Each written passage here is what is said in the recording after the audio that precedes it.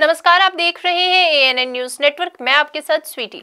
दक्षिण कोलकाता के मेटियाबुस के 5 मंजिला एक निर्माणाधीन इमारत ढह गई। पश्चिम बंगाल अग्निशमन और आपातकालीन सेवाओं के प्रभारी निर्देशक अभिजीत पांडे ने बताया कि बचाव दल मौके पर मौजूद है। पुलिस के आला अधिकारी भी घटनास्थल पर पहुंचे हैं। अधिकारी की माने तो फिलहाल किसी के घायल होने की सूचना नहीं मिली है। बंगाल सरकार में मंत्री सुजीत बोस घटनास्थल का मुआयना करने पहुंचे। उन्होंने बताया कि मलबे में दबकर 2 लोगों की मौत हो गई। हालांकि 13 लोगों को सुरक्षित बाहर निकाल लिया गया है। वहीं कुछ और लोग अब भी मलबे में फंसे हुए हैं। इस घटना के बीच पश्चिम बंगाल की मुख्यमंत्री ममता बनर्जी घटनास्थल पर पहुंची। उन्हें हाल ही में सिर पर चोट लगी थी। सीएम ने सिर पर पट्टी बंधे होने के बावजूद आला अधिकारियों के साथ घटनास्थल का दौरा किया और इस पर जानकारी ली।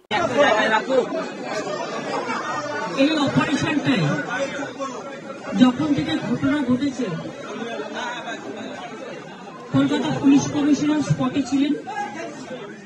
তিনি আমাকে টাইম টু টাইম মেসেজ দিয়েছেন এটা ডিজাস্টার। মেয়র নিজে স্পটে ছিলেন, তিনি আমাকে মেসেজ দিয়েছেন। সুজিত বোস আমাদের ফায়ার ব্রিগেড মিনিস্টার, তারাও সারা রাত এখানে ছিলেন। আপনারা জানেন এগুলো খুব কনজেস্টেড এরিয়া, আর এটা আজকে তৈরি হয়েছে তা নয়। এরিয়াগুলো বছরের পর বছর ধরে বছর ধরে তৈরি হয়েছে। তবে কিছু বাড়ি তৈরি করে যারা প্রমোটাররা, একাংশ, সবাই নয়, তারা তৈরি করার আগে নিশ্চয়ই ভাববেন তার আশেপাশে যে গরিব মানুষগুলো আছে তাদের যাতে কোনো ক্ষতি না হয়। এবং একটা বাড়ি তৈরি করতে গেলে শুধু আমি একটা 6তলা বাড়ি তৈরি করে দিলাম, এটা আমার কাজ নয়। বাড়িটা যাতে মজবুত হয় এবং আইনত সেটা স্বীকৃতি কিনা, অফিসিয়াল পারমিশন পেয়েছে কিনা, সেটার ওপরও নির্ভর করে। আমি মেয়রকে জিজ্ঞেস করছিলাম যেটা অফিসিয়াল পারমিশন দিয়েছে কিনা, ও বলল না।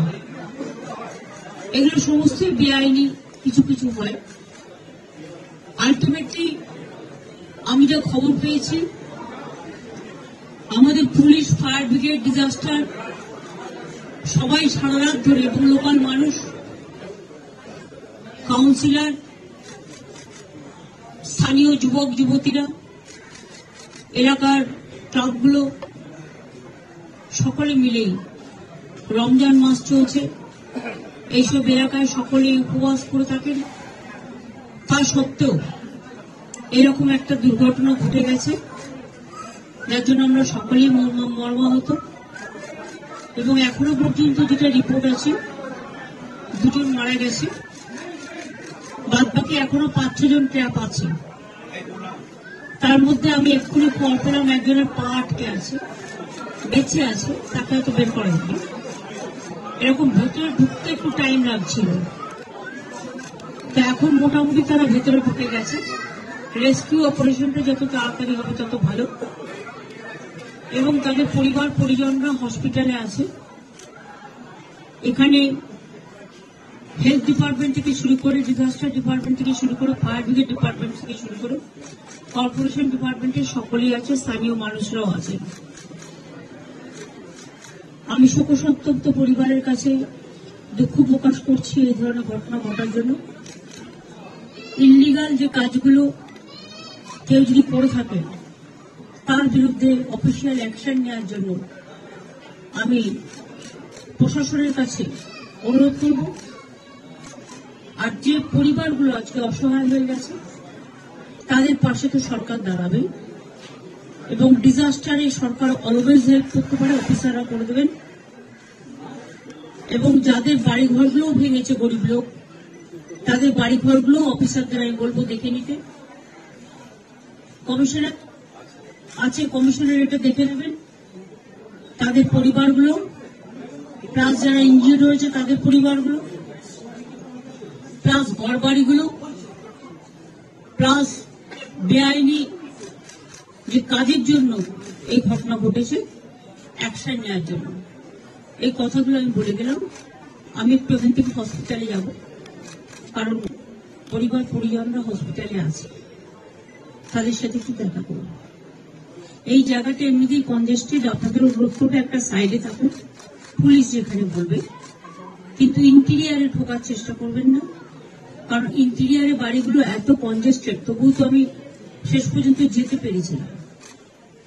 কাজে আবার একটা কিছু ঘটনা ঘটুক এটা আমরা চাই না, আপনাদের কোঅপারেশন চাইছি। অনেক অনেক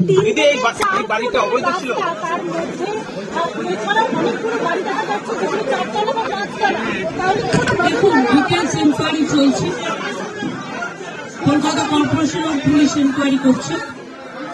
আমাদের প্রাথমিক তদন্ত হিসেবে যা হাতের সামনে এসছে সেটা আপনাদের কাছে আমি বললাম, বাদ বাকি তদন্ত করে প্রশাসন অ্যাকশন নেবে।